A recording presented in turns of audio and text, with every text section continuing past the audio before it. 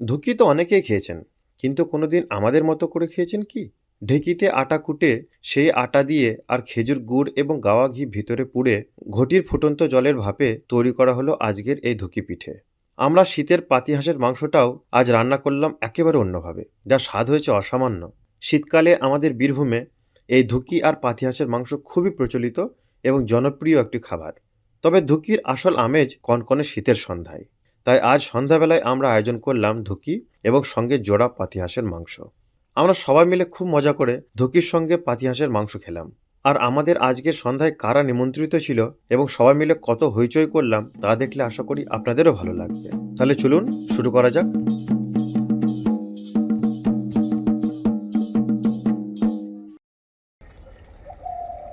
সকাল সকাল মা ধুঁকির চালগুলোকে একটু বেছে নিচ্ছে আর প্রতি বছরের মতো ধুঁকি তৈরির প্রস্তুতি নিচ্ছে। যেহেতু ঢেঁকিতে কোটা চালের আটা দিয়ে খুব ভালো ধুঁকি হয়, তাই আমরা আজ চলে এলাম আমাদের ভিতর পাড়ার এক চাচার বাড়িতে, যেখানে আজ আমরা ঢেঁকি দিয়ে চাল কুটে আটা বানাবো। সত্যি বলতে সেভাবে সারা বছর ঢেঁকির কাজ থাকে না, কিন্তু শীতকাল মানে পিঠের মরশুম, আর তাই আটা তৈরি করতেই হয়। এককালে ধান থেকে চাল পর্যন্ত তৈরি করা হতো এই ঢেঁকি দিয়ে। ঢেঁকিতে যে চাল তৈরি করা হতো তাতে চালের গুণাগুণ নষ্ট হতো না। চালের উপর এক সূক্ষ্ম পর্দা বা আঁশ থাকে, যা মেশিনে চাল তৈরি করলে চাল থেকে আলাদা হয়ে যায়। যাই হোক, এই আটা দিয়েই আমরা আজ ধুঁকি বানাবো।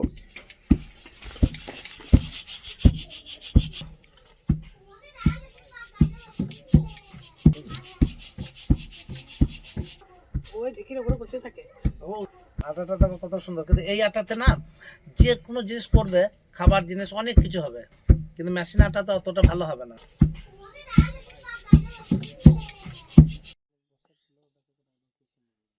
আচ্ছা, আটার তো জোগাড় হলো, চলুন আপনাদেরকে দেখাই হাঁসগুলো নিয়ে কি কাণ্ড হলো। যা যা যা, ওঠ ওঠ ওঠ ওঠ ওঠ। হাঁস ধরতে গিয়ে হাঁস ফসকে নেমে গেছে পুকুরে। এখন বেশ কয়েকজন মিলে হাঁস ধরতে এত কাণ্ড। কোন দিকে পালাচ্ছে, কোন দিকে পালাচ্ছে? কই কই কই?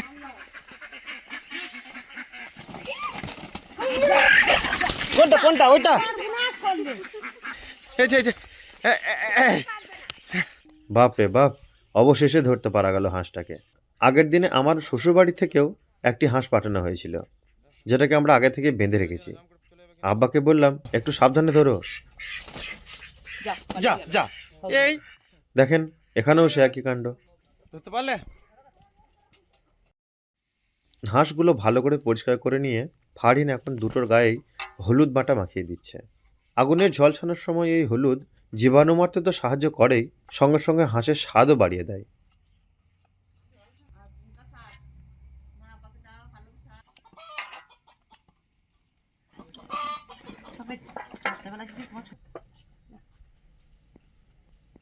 এখন আমরা হাঁসগুলোকে ভালো করে ঝলসে নিচ্ছি।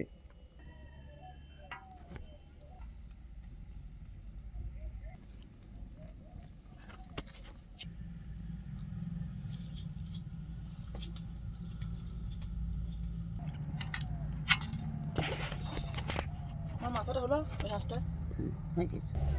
ও মা, হাঁসের বয়স বেশি হলে খেতে ভালো নাকি কম হলে খেতে ভালো? না, বেশি হলে খেতে ভালো। হাঁস যত বয়স হবে তত খেতে ভালো হবে। এই হাঁসটার বয়স কত? এটা 1 বছর। আর ওই হাঁসটা? ওই হাঁসটা এই 6 মাস হলো, কিন্তু এইটা বেশি টেস্টি হবে। যত বয়স হবে হাঁসের আর কাঠের আঙ্গারে রান্না হবে, তবে হাঁস রান্না টেস্টি হবে। আচ্ছা মা, তুমি ওর হলুদ মাখাবার সময় তেল দিয়েছিলে? না, তাহলে এই যে এত তেল তেল হয়ে গেছে। শীতের হাঁস তো, শীতের হাঁসের জন্য তো তেল বেরিয়েছে, কিন্তু এটা গ্রীষ্মকালে হবে না। মানে চর্বি? হাঁস, হ্যাঁ, এগুলো চর্বি। হাঁস শীতেই খেতে হয়। মায়ের ভাষাতে গাঁঠা গাঁঠা মানে একটু মাঝারি সাইজের পিস করলেই হাঁস রান্না এবং তার স্বাদ দুটোই ভালো হয়। যেমন আপনারা দেখতে পাচ্ছেন, আমরা মাংস থেকে চামড়াগুলোকে আলাদা করিনি, যা ভালো হাঁস রান্নার অন্যতম উপাদান। এই হাঁসের মাংসটা প্রায় 2 কেজি মতো আছে। খুব সুন্দর, মা খুব ভালো পিস করে রেখেছে। দুটো হাঁস কিন্তু এটা। আজকে আমরা এই হাঁসের মাংসটা একটু অন্যভাবে রান্না করব। তো প্রথমে সব কিছু, এটাকে সজিয়ে রান্না বলা হয়। তো প্রথমে সব কিছু আমি একসঙ্গে দিয়ে নেবো, তারপরে কাঠের আঁচের মধ্যে চাপাবো। প্রায় 500 মতো আমরা পেঁয়াজ কেটেছি, পেঁয়াজ দিয়ে দিলাম, তেজপাতা, ঠিক আছে, 4টে মতো শুকনো লঙ্কাও দিয়ে দিচ্ছি আমি, মাঝখান দিয়ে ভেঙে দিয়ে দিচ্ছি। 3টে বড় সাইজের টমেটো নিয়েছি আমরা। দিয়ে দিচ্ছি আদা রসুনের পেস্ট।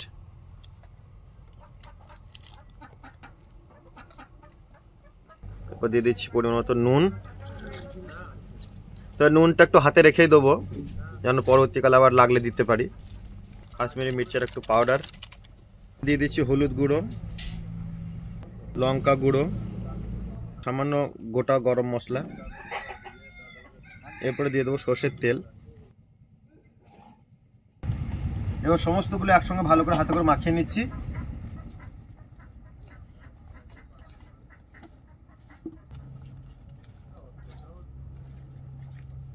আর আমাদের বাড়িতে বানানো একটা ভাজা মশলা আছে, যেহেতু মশলাটা ভাজা আছে সেটা এখন দেবো না, কিছুক্ষণ পর দেবো। আর হাঁসের যেটা আসল স্বাদ সেটা কিন্তু শীতের সময়েই পাওয়া যায়, কারণ শীতের সময় ওদের শরীরে অনেক চর্বি জমে।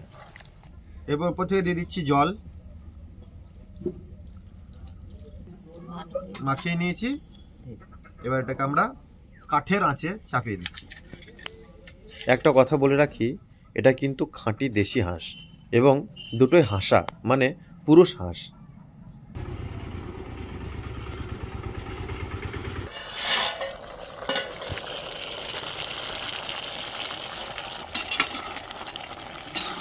কাঠের আঁচে রান্না খুব ভালো হয়, বিশেষ করে মাংস জাতীয় যে কোনো পদ রান্না এই কাঠের আঁচে একটু বেশি ভালো হয়। যাই হোক, ফারদিনকে রান্নার দায়িত্ব থেকে সরিয়ে এবং শীতের হাত থেকে নিজেকে বাঁচাবার জন্য আগুনের কাছে রান্না করতে চলে এলাম। এখন আরও একবার নেড়ে নিচ্ছি। এই কাঠের আঁচে অনেকক্ষণ ধরে এই হাঁসের মাংস রান্না করতে হবে, তবে একদম খুব ভালো টেস্ট আসবে।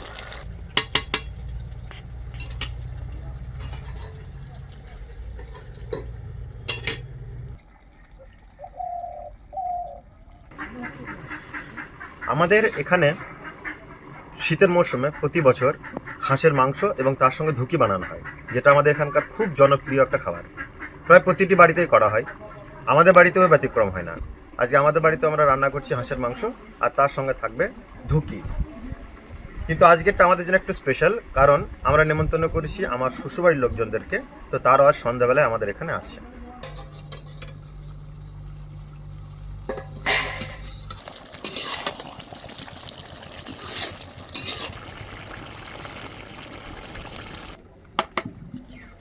সে ভাজা মশলাটা দিয়ে দিচ্ছি এখন। এই ভাজা মশলার মধ্যে আমরা কোন কোন মশলা ব্যবহার করেছি তা জানতে হলে আমাদেরকে কমেন্ট বক্সে জানান। শুধু কালারটা একবার দেখেন কত সুন্দর এসছে।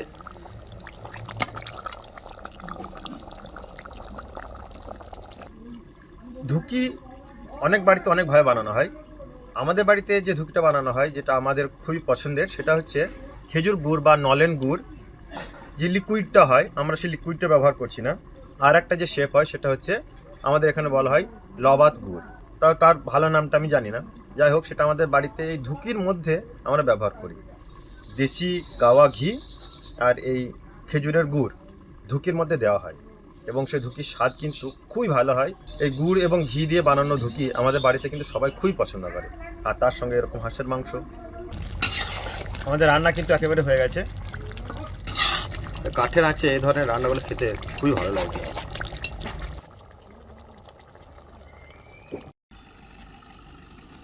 এখন প্রায় সন্ধ্যা হয়ে এসছে, আর এদিকে আমার শ্বশুরবাড়ির লোকজনও আমাদের বাড়িতে চলে এসছে। আমার শ্বশুর শাশুড়ি আর সঙ্গে এসে শাহিনা রেশমা।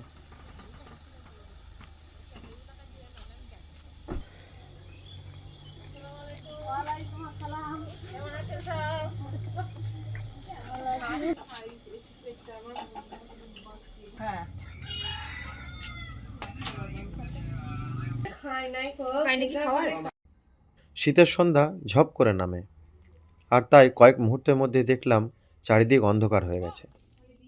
আর তার মাঝেই আমাদের এই ছোট্ট হেঁসেলে আজ আমরা আয়োজন করছি ধুকি পিঠের। ধুকি খাওয়ার থেকে ধুকি নিয়ে যে হইচই বা আলোচনা হয়, সেটাই যেন বেশি রোমাঞ্চকর। শীতের সময় এই ধুকি পিঠে বারবার যেন আমার শৈশবের কথা মনে পড়িয়ে দেয়, যখন আমিও ইনামুলের মতো ছোট্ট ছিলাম। ছোটবেলা থেকে মাকে এভাবেই ধুকি পিঠে তৈরি করতে দেখেছি।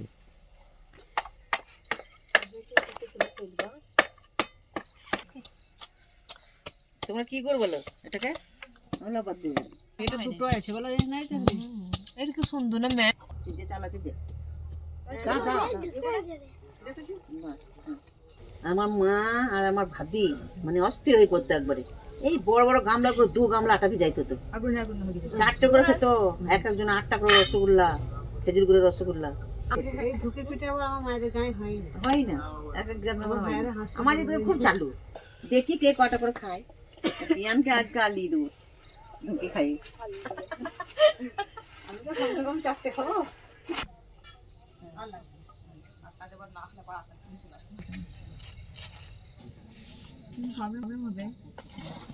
না না গেলেই হচ্ছে।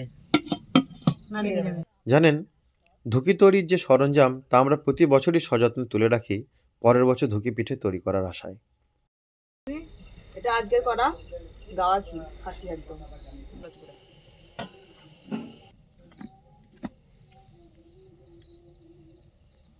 আর আর আটাটা খুব সুন্দর মাখানো হয়েছে বলো। এবার এখানটা এরকম করে দিলাম। আটাটা খুবই হ্যাঁ। সুন্দর। এটি কিলোটা হ্যাঁ, আবার শুধু ভাতের চাল। গন্ধ আসার জন্য সামান্য গাওয়া ঘি। টেস্টি লাগে। ধুকি আমাদের সবারই পছন্দ হলেও ফারহিন একটু বেশি পছন্দ করে। তবে ধুকিতে খেজুর গুড় আর ঘি না দেওয়া থাকলে সে ধুকি ও একেবারেই খেতে চায় না। তাই গুড় আর ঘি দিয়ে ধুকি সাজানোর দায়িত্বটা ও নিজেই নিয়েছে। বিসমিল্লাহ। রাখলাম মা। কি সুন্দর হয়েছে। বাটিটা সেই কলসি মতো আরেকটা লাগিয়ে আমরা করে কিছু দেয়। কনকনে শীতে কাঠের উনুনে ধুকি হওয়ার সঙ্গে সঙ্গে চারপাশের পরিবেশটা হালকা উষ্ণ রয়েছে আর তা বেশ ভালোই লাগছে।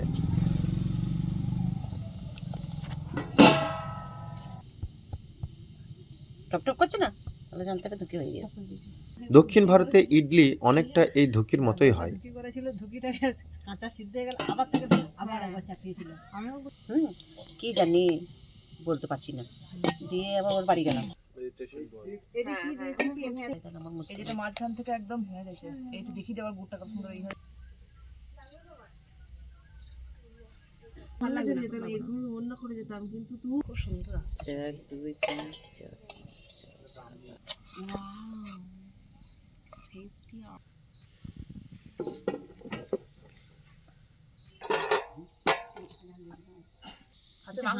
হাঁসের মাংসটা দারুণ রান্না হয়েছে আজকে। আপনার জামাই রান্না করেছে।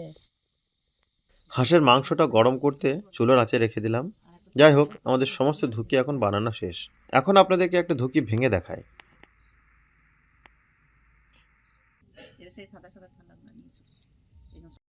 এই শীতে আপনারাও একবার ধুকি আর হাঁসের মাংস খেয়ে দেখুন, নিঃসন্দেহে ভালো লাগবে।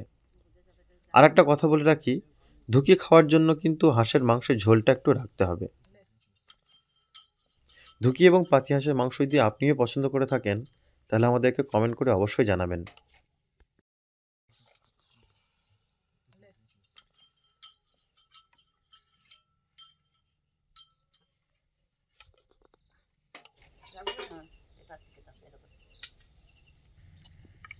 কিন্তু সব হলো 10 তখন একটা বিছানা টেস্টি হচ্ছে।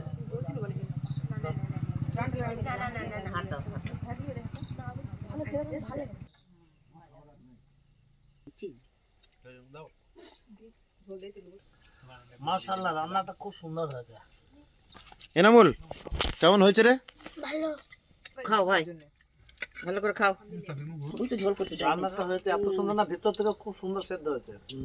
না আর গ্যাসের থেকে না এই চুলোর রান্না বেশি টেস্টি। চলুন তবে আজ এখানেই থাক। আবার দেখা হচ্ছে কোনো একটা নতুন ভিডিওতে।